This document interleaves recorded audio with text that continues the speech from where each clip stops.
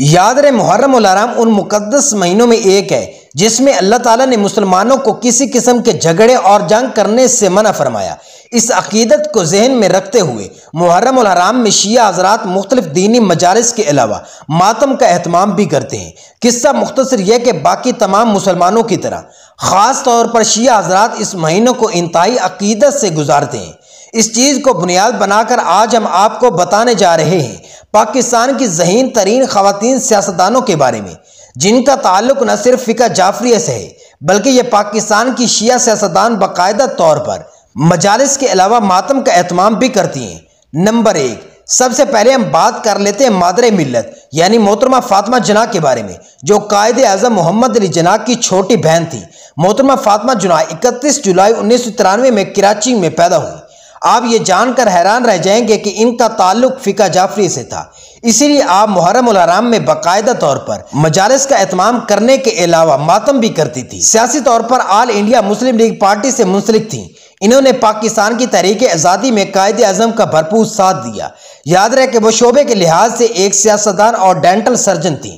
سال 1965 میں انہوں نے ڈکٹیٹر ایوب خان کے خلاف الیکشن بھی لڑا، لیکن بدقسمتی سے انہیں کامیابی نہ ملی، جبکہ ان کا انتقال 9 جولائی 1967 میں کراچی میں ہوا۔ نمبر 2، بے نظیر بھٹو۔ یہ 21 جون 1953 کو کراچی میں پیدا ہوئی۔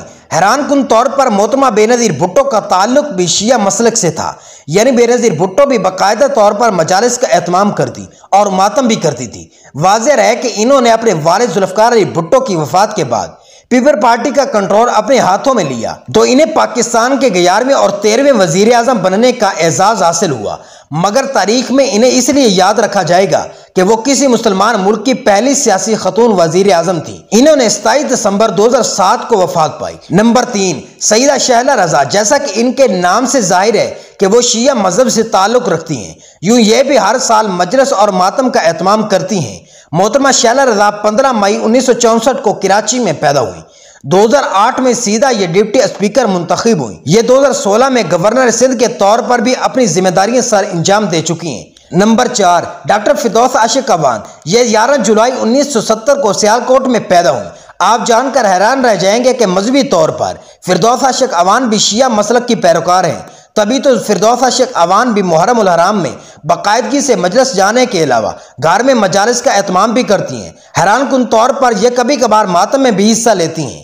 پیشے کے لحاظ سے سیاستدان اور ڈاکٹر ہیں۔ نمبر 5، نصرت بھٹو۔ آپ 3 مارچ 1929 میں ایران میں پیدا ہوئی۔ آپ کو سن کر شاید یہ حیرانگی ہوگی مگر یہ سچ ہے۔ نصرت بھٹو صاحبہ کا تعلق بھی فقہ جعفریہ سے، اسی لیے ان کا شمار پاکستان کی ان شیعہ سیاستدان خواتین میں ہوتا ہے جو کہ باقاعدگی سے محرم الحرام میں مجالس کے علاوہ ماتم کا اہتمام بھی کرتی ہیں۔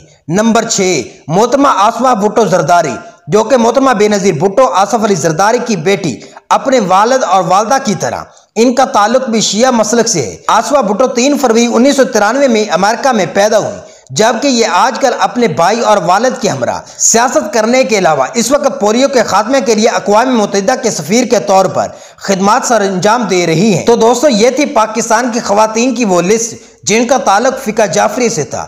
امید کرتا ہوں آپ کو یہ معلومات پسند آئی ہوگی۔ معلومات پسند آنے کی صورت میں اسے اپنے دوستوں کے ساتھ فیس بک، واٹس ایپ اور دیگر سوشل میڈیا پلیٹ فارم پر شیئر کریں۔ مزید ایسی ویڈیو دیکھنے کے لیے ہمارے YouTube channel mister Pearl Khan کو سبسکرائب کریں اور بیل کے آئیکن پر کلک کریں تاکہ آنے والی ہر نئی ویڈیو بآسانی آپ تک پہنچ سکے۔